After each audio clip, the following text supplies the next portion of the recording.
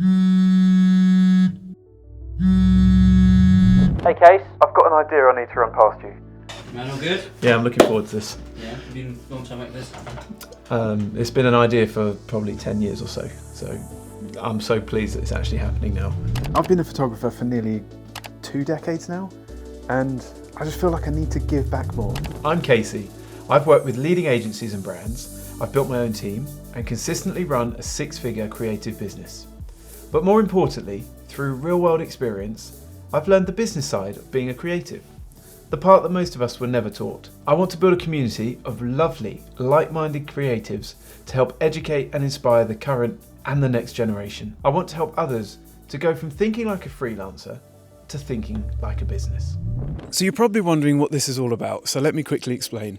I've got Callum from my team documenting the whole journey where we're working with real clients on real shoots, so you can expect real behind the scenes. I'm going to give you an insight into the processes we use to work with our clients, as well as free tutorials, but we'll get to that part later on.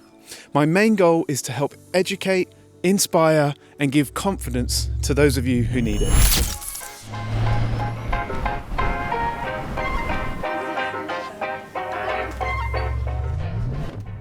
We're in the heart of London today, specifically Mayfair, and I'm working with one of my oldest clients. They're an agency and they have a brand new champagne client. So we're photographing, we've got 4 hours with them on site, and so we need to make sure that we make them look lovely as well as delivering some lovely images. So I need to make sure that they get them as best they can in camera, which we'll see when we get there. That should be great. Now, first thing I do when I arrive on site is introduce myself and say hello to everyone. Naturally, I'm a very smiley person, which just makes everyone feel a bit more relaxed. It shows them I'm friendly and we're all here to complete the job. Then we'll start to go through the brief. Now, most of my clients bring a physical brief with them, but if they don't have one for whatever reason, I'll have a copy on my laptop or the iPad as well. Then we'll sit down and talk through the shoot just to make sure we know what we're doing and what our goal is for the day. And then that leads on to sort of looking at the location, finding nice areas for lighting, or there's certain areas that have really lovely natural backgrounds.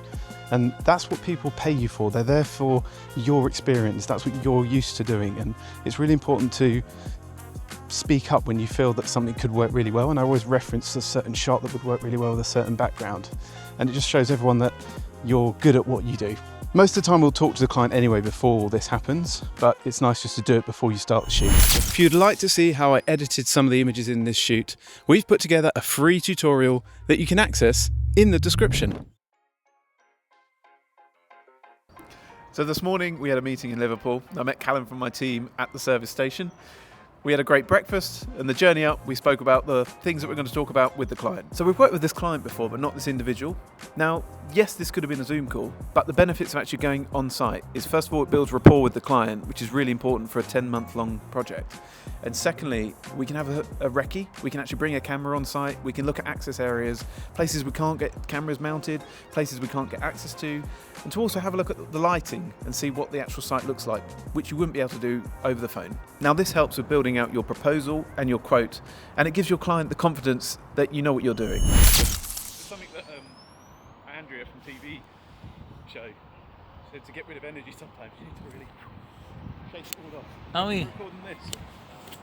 Yes, please. We're in Milton Keynes for a change today. We're photographing with Labrooks and they're setting everything up just over here. We're actually shooting with Darren Gough, ex-cricket star and Strictly Come Dancing contestant as well. Now, he thinks we're filming something ahead of the new show that's coming out, but little does he know, we've got his dance partner that's going to surprise him midway through the interview, and they want to capture the reactions and see if he can still do the dance they did on the show. Because we're working with a film crew on this set, we need to make sure that they ultimately get what they need. And I'm a secondary add-on, so the videography comes first and naturally just takes longer. I will then work around the video crew. So my main thing here is to make sure that I don't overstep where their line of video is. And I'll talk to the video guy, make sure he shows me the shot and where I can and can't walk to.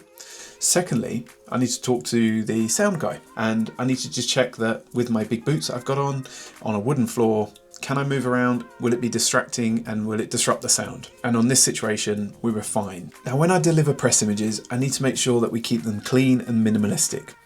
Now, we're working in a room full of mirrors, so to get around that, we need to make sure that we don't appear in the reflection.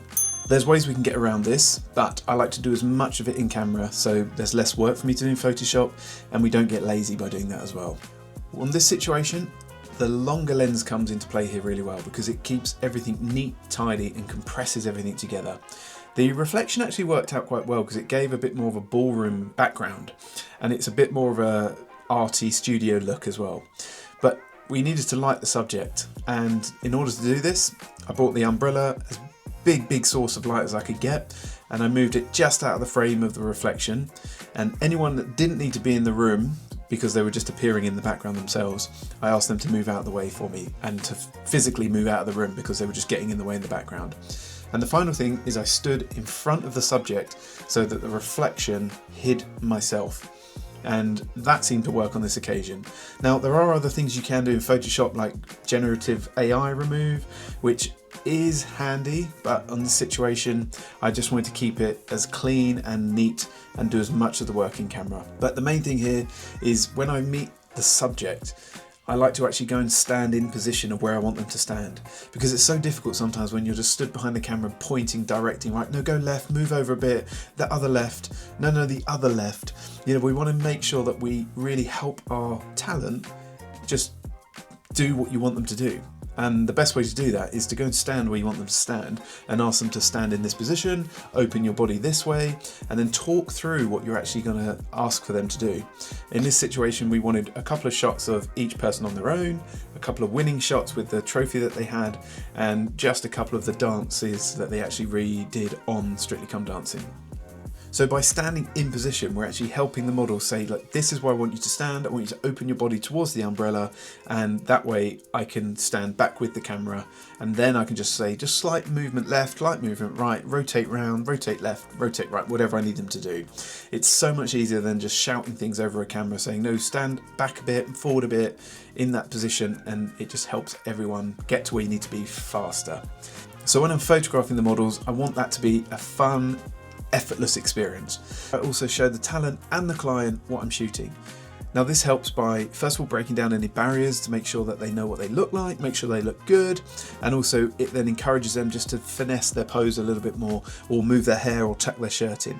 And the client can see what they're getting, so they know that the shot is what they asked for from the shot list as well. And it just helps everything run so smoothly. And there we are, we're at the end of the first video already. This has been so much fun to put together, and most of all, I hope it's been valuable to you. I hope it's inspired you to think differently, given you the confidence to try something, or just reaffirmed that what you're doing is correct. Now, this has always been something I've really wanted to do. I've loved helping people my entire life, and now it's my time to help you. So I've put together a free community. It's in the description below, and it helps other photographers and videographers think differently, answer questions they're not sure about, and just have someone else to talk to. And I hope to see you there.